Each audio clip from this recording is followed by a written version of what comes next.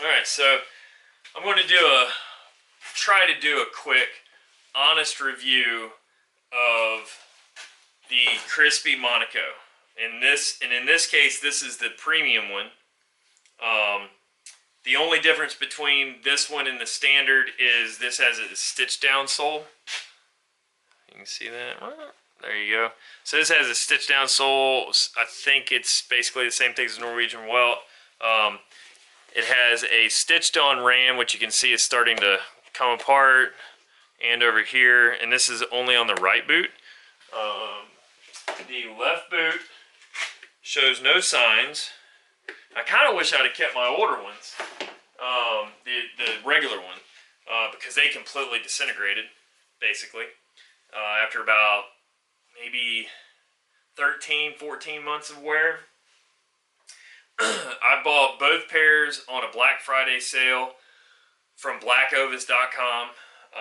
These typically retail at $300 a pair.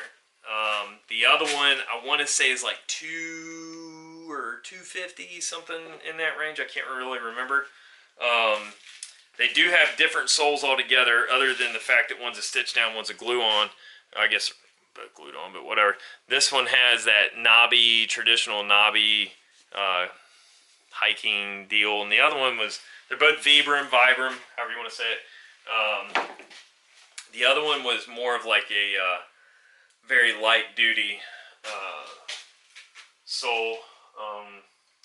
As far as weight goes, weighed a little bit ago, 1 pound 9 ounces flat for one boot with an insole. The insoles I ended up swapping out because they were terrible. The factory insoles, and I get these El Cheapos. I did from the PX, and I don't remember which PX these came from. I did 24 years, so I've been to a lot of PXs, and I'd always check, be like, oh, I wonder if they got the insoles, because they're only like $5, and they just really worked for my feet. I really like them. That's my last pair. But you figure for $300, that's too daggone much money for that boot. And we got stink bugs in here and everything, but I didn't have any issues with leaking in this one, but the other pair did leak dramatically. But comfort, they've been all over, 300 or so, 300 plus, 320 days a year probably. And I didn't quite make it to 2 years, so I'm in that probably 550 days of walking in these, 12 hours a day, 500 to 550 days. So I guess in the grand scheme of things, it's really not terrible value, but it's still, like, you pay, like, for me, I got them on some kind of sale, I forget, maybe $250 on Black Friday. But if you pay retail at $300 a pair, that really isn't very good quality, or very good value for money. And that, to me, that's the name of the game. How much am I getting for my dollar?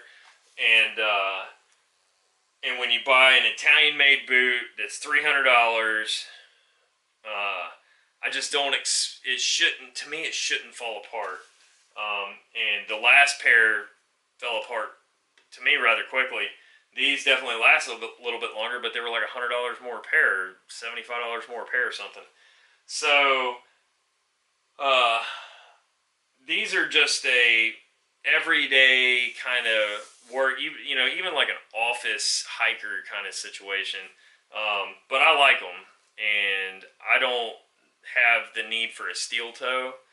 And it doesn't have any ankle support really. It's a short boot, but it is Gore-Tex, so it's got that waterproof membrane, and a lot of people will just do just leather and then treat it and say that, oh, it's just as good as Gore-Tex. I don't find that to be the case, especially in dewy grass. Like this time of year in Central Virginia, humidity is starting to go through the roof, and the dew just gets terrible, So in the morning, walk out to let the chickens and stuff out, and if you are wearing tennis shoes, they're drenched. And if you even have a hiker that leaks, your feet are wet. You know, you can't do that. You know, especially starting in the morning. You don't want wet feet all day. Sweaty feet is one thing. Just drenched feet is just a no-go. So, yeah. So that's that. You know, in honesty, I won't be buying another pair. At least I don't think so. So I ended up switching it up to the Scarpa. I like my Scarpas, and I'll kind of go off on that in a minute. Excuse me. The Scarpa Guida City Gore-Tex. And, you know, honestly, it is just a good-looking boot. It's a lace-to-toe design with a glue-on rand. With a glue-on toe rand, lace-to-toe. But, man, it is just a dandy-looking boot. And they were comfortable from the get-go. I've been wearing them for about 2 weeks.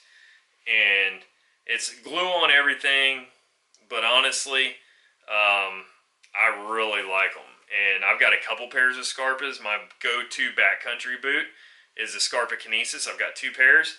I firmly believe they've saved I broke my ankle when I was in the Army, and I'm always kind of leery of doing that again, especially 5 or 10 miles from the truck. And I fell in a creek packing out an elk in 2019, like a 4-foot ditch creek, right onto that ankle, and you know, it really, I firmly believe that they basically saved my booty at that point. I didn't really, I mean, my ankle hurt a little bit, but I really, and I had a 100-pound elk quarter in my bag, on my back at the time too. I mean, I fell basically just right in that my headlamp went dead because we've been packing out all day, and I just fell in this stinking creek. And I knew the damn thing was there. But anyway, so I like my Scarpas. I think they build a really good boot. This one's made in Romania. Most everything else, from my understanding, the other one's the Kinesis that I have, that's made in Italy. This one's made in Romania. I really want to go to Romania. I want to go hunting in Romania. I don't know. Maybe. Oh, never mind. But anyway, so it's Gore-Tex, lace-to-toe. I like a lace-to-toe. They're comfortable for me. The Solo Cactus was always a good go-to boot for me, but they always leaked. So I kind of got away from them. I do have another pair of Crispies called the Thor, and I've got those on right now just so I could show you guys these. It's an excellent boot. It's too rigid for me for everyday use. A friend of mine wears the Nevada, loves it. Cool. To me, those are just too rigid, and I've been wearing boots forever now. So I like something a little more tennis shoe-like, and I can tell you that as far as comfort goes, they're both really good. This one was really good too, but this is a lot less money. And honestly, I think it's a better looking boot. We'll see how it holds up. I'm not going to speak to that. We don't know yet. It might fall apart in 5 months. Or it might last a year and a half, and then I've definitely gotten my money's worth out of these. So that being said, if you're military, police officer, law enforcement, EMT, paramedic, firefighter, any first responder, as far as I understand, there's 2 companies that I'm aware of. There's GovX and stuff like that, but I don't feel like that's all bull snot. Outdoor Pro Link, which is where I got these. And I bought a lot of stuff from them. And Expert Voice, or whatever they are now. I bought more stuff from Outdoor Pro Link because they've been around longer. And I've been with them for a number of years now. I don't know, 15? And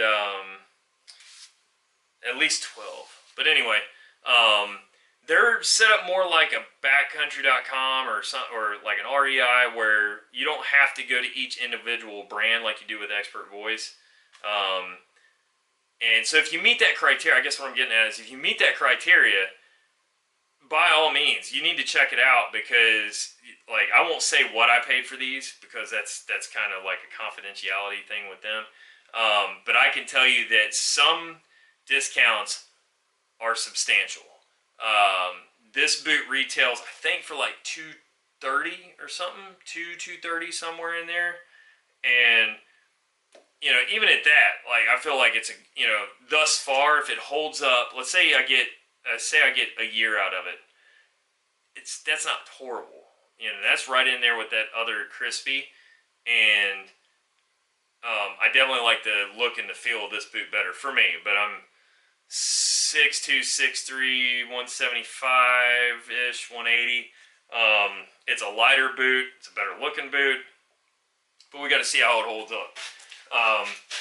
But if you meet that criteria for Outdoor Pro Link and Expert Voice, I think GovX is stupid. I've just never found any good deals with them. But the other two I have, you know, and sometimes it's dramatic.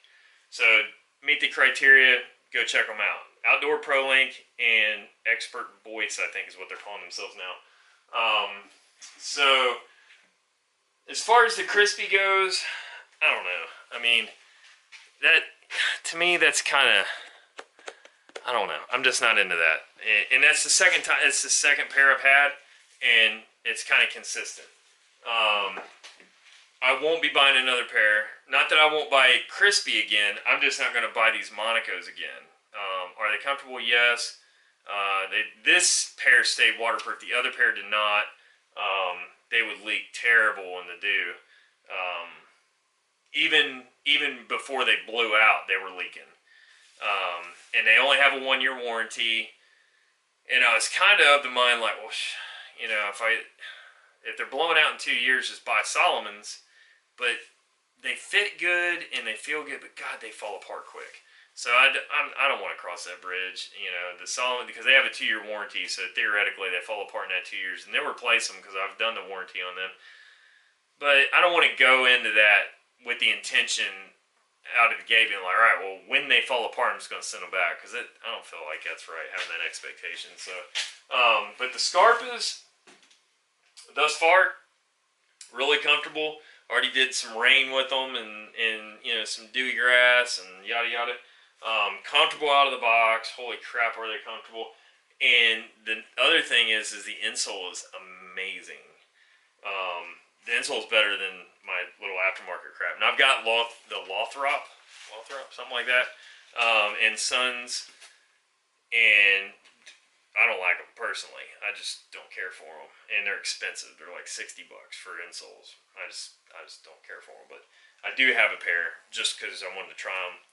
Not into them. So the Crispi, you do you, but that's a lot of money for a boot that's probably, I mean, I'm not even that big of a person, and it fell apart, and I'm not inordinate. I don't think I'm inordinately, I mean, I'm just walking around in the boots. It's not like I'm doing a lot of stuff.